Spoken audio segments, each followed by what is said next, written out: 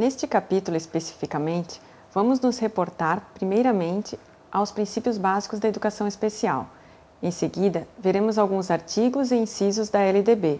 E por último, mas não menos importante, o que permeia o atendimento educacional especializado, assim como as suas formas de atendimento em suas diversas abrangências ambientais. Sendo a inclusão um processo, alguns aspectos já mudaram bastante, com relação à visão que se tem das pessoas com deficiência, dentro do âmbito escolar ou mesmo em sua vida social.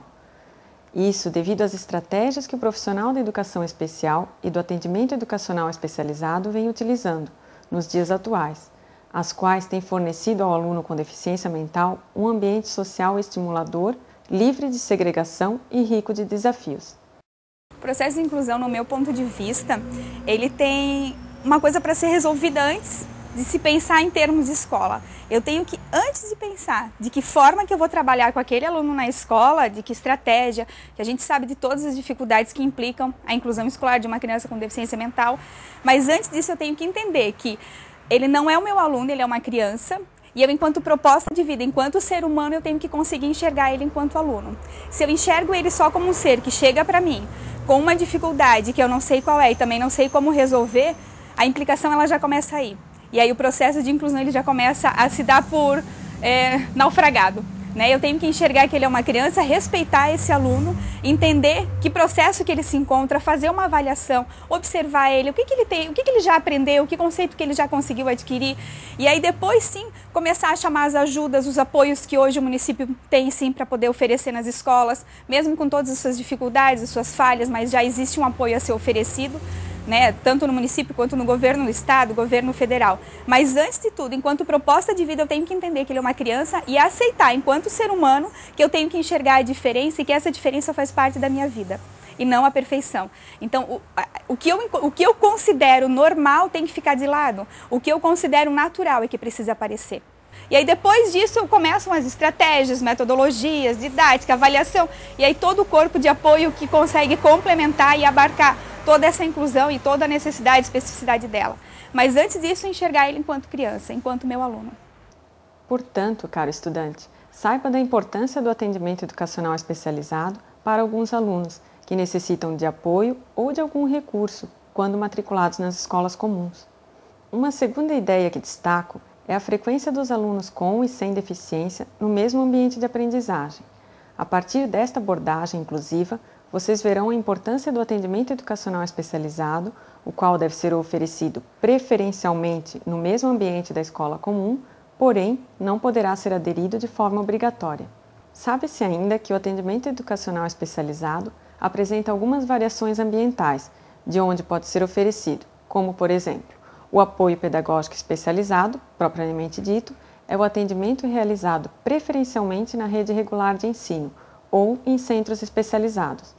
O atendimento pedagógico domiciliar é uma alternativa de atendimento educacional especializado oferecido em domicílio aos alunos com necessidades educacionais especiais e impossibilitados de frequentar a escola por algum motivo de saúde.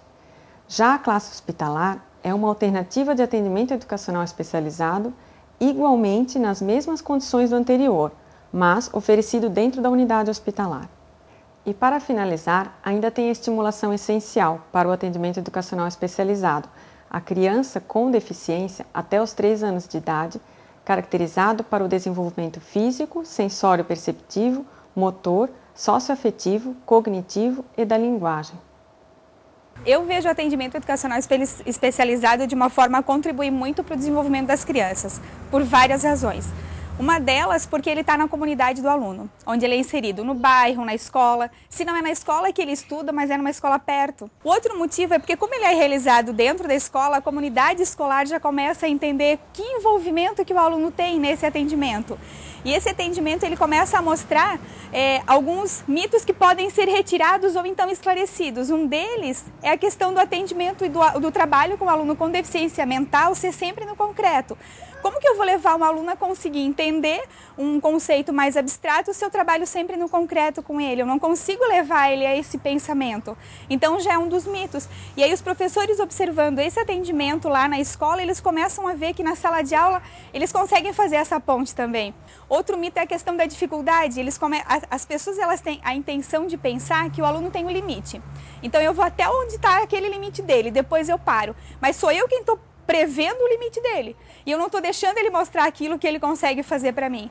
Então, ele tem uma estratégia de superar isso. É como se eu conseguisse dizer para ele, olha, vamos então caminhar junto até onde tu consegue ir. E eu não digo para ele aonde que é esse lugar que ele chega. Uma outra questão bem importante que é do AE, que é o atendimento educacional especializado, é que ele não é reforço escolar e também não é uma aula particular. Ele acontece de forma suplementar ou complementar aquilo que é exposto pela escola. Quando o AE e a escola, eles trabalham junto, a gente consegue direcionar o aluno a ele se considerar um aluno ativo, participante daquele momento de aprendizagem, daquele processo, e ele sai daquele campo de que eu não sei, eu não consigo. Que eu proponho para ele que ele pode ser tanto investigador, quanto pesquisador, quanto alguém que traz para mim as experiências dele, e aí a gente constrói conceitos abstratos sim, com base nessas experiências, e aí quando ele está na escola, ele consegue mostrar aquilo que ele já aprendeu, e quando ele vem para o meu atendimento no AE, ele também me mostra aquilo que ele conseguiu desenvolver. Então a gente consegue ter uma troca e perceber o quanto ele já consegue se enxergar enquanto um cidadão que sim, desenvolve, participa, dá opinião, critica e expõe aquilo que ele também sente ou pensa.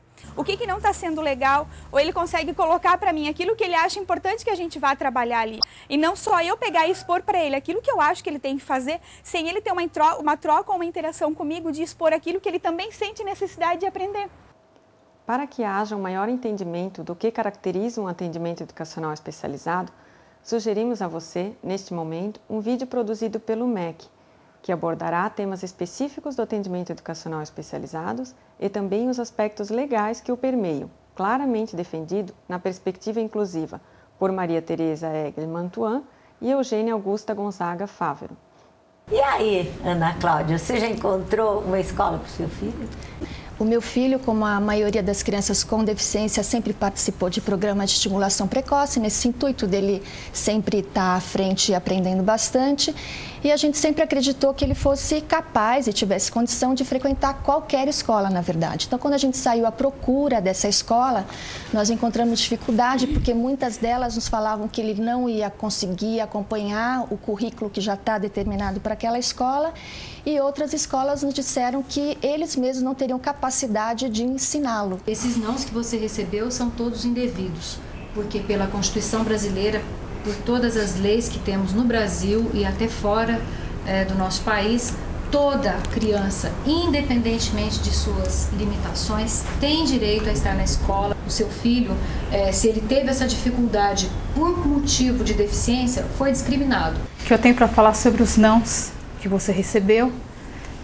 Eu sou diretora de uma escola pública e esse preparo que as escolas alegam não ter, ele realmente é real. Nossa escola só realmente mudou a partir do momento que uma escola próxima, que tinha uma classe especial, teve o fechamento dessa sala e nós recebemos esses alunos. Quanto à resistência dos pais, eles foram no Ministério Público procurar apoio do Ministério Público para que a escola atual